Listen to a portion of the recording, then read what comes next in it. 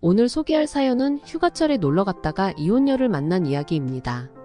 저는 그 당시에 서울에서 중소기업을 다니고 있던 40대 싱글남이었습니다.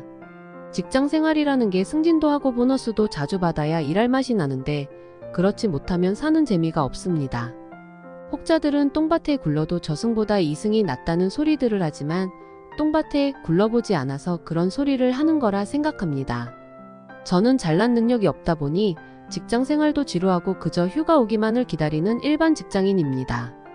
업무는 신경도 안 쓰고 휴가 계획만 열심히 짜보았지만 친한 친구들은 거의 결혼을 해버려서 함께 휴가를 즐길 수가 없었습니다. 드디어 기다리던 휴가는 돌아왔지만 마땅히 갈 곳도 없고 여자친구도 없던 저는 고향으로 갈 수밖에 없었습니다. 지방이 고향이신 분들은 다들 아시겠지만 가족들과 휴가를 즐기기에는 시골은 너무 좋은 곳입니다. 일단 돈이 없어도 숙식이 해결되고 아이들은 맘 놓고 뛰어놀 수 있으며 마당에서 둘러앉아 구워 먹는 삼겹살은 최고의 식사라고 생각합니다. 하지만 저처럼 혼자 지내야 하는 휴가에는 지인들과 술판 벌이는 게 전부입니다. 제가 이혼녀를 만나게 된 것도 고향에서 술집을 운영하는 친구의 소개로 만나게 된 것입니다. 휴가 2일차 되는 날이었는데 초저녁에 친구에게 연락이 왔습니다. 심심하면 시내에 놀러 나오라며 여자를 소개해준다는 것이었습니다. 총각에게 여자를 만나게 해준다는데 거절할 남자는 당연히 없다고 생각합니다. 멋을 내봤자 시골 촌놈이라 티도 안 나겠지만 나름대로 멋지게 차려입으며 소개팅 준비를 하였습니다. 그래도 서울물을 10년 가까이 먹다 보니 사투리도 안 쓰고 여자에게 지켜야 할 기본적인 매너는 잘 갖추고 있었습니다. 약속 장소에는 친구와 서너 살 연상으로 보이는 여자가 술을 마시고 있었습니다. 저를 소개해주는 줄 알고 짜증이 살짝 났는데 다행히 친구의 애인이었습니다. 서울만 불륜들이 많은 게 아니고 지방에도 넘쳐나는 것 같아 씁쓸했습니다. 소개해준다는 여자는 친구 애인의 친한 동생으로 이혼 후 혼자 살면서 커피숍을 하고 있고 아주 예쁘게 생겼다면서 저에게 기대하라고 하였습니다. 예쁘다는 소리에 자꾸 입구 쪽을 쳐다보고 있었는데 세련되고 예쁘장하게 생긴 여자가 친구를 보며 인사를 하였습니다. 속으로 쾌재를 부르며 며칠 남지 않은 휴가를 즐겁게 보낼 수 있다는 생각에 마음이 흐뭇하였습니다. 하지만 그녀는 저희 쪽이 아닌 다른 사람들이 있는 곳으로 가는 것이었습니다. 그녀는 소개받을 여자가 아니고 친구가 회장으로 있는 동호회 회원이었습니다. 잔뜩 기대하고 있었는데 기다리던 여자가 아니라고 하니까 더욱 그 회원이 아깝게 느껴졌습니다. 지방은 시내라고 해봤자 한 사람만 거치면 다 아는 사람들이라 정말 행동을 조심해야 한다는 걸 새삼스레 다시 생각하게 됩니다. 예쁜 회원을 먼저 봐서인지 바로 도착한 이혼녀도 나쁘지는 않았지만 괜히 비교가 돼서 기분이 가라앉았습니다.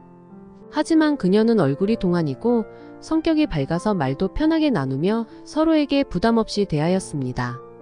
친구 커플은 먼저 나가고 이혼녀와 둘이 남았지만 그녀에게 많은 관심이 없다 보니 어색하지도 않았고 오히려 더 편안했습니다. 그녀는 자주 다니는 바가 있다며 같이 가서 한 잔 더 하자고 하였습니다.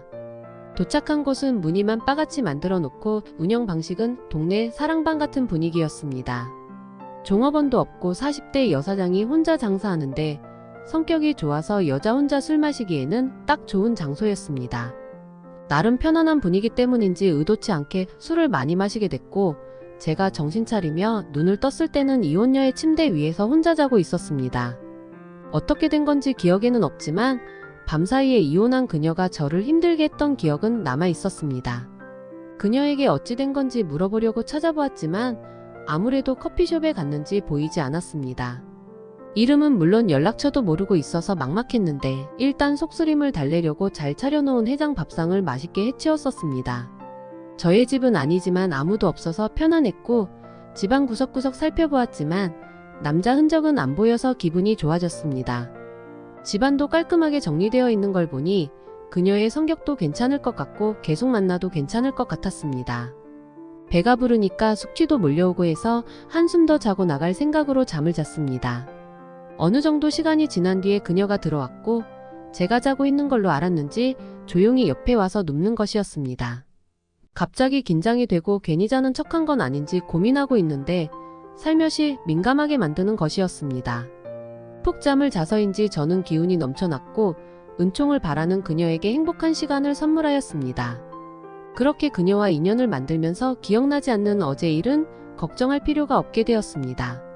그녀는 남편과 헤어진 지 몇 개월 지나지도 않았지만 저를 만난 그녀는 오래도록 관계를 유지하기를 원하였습니다.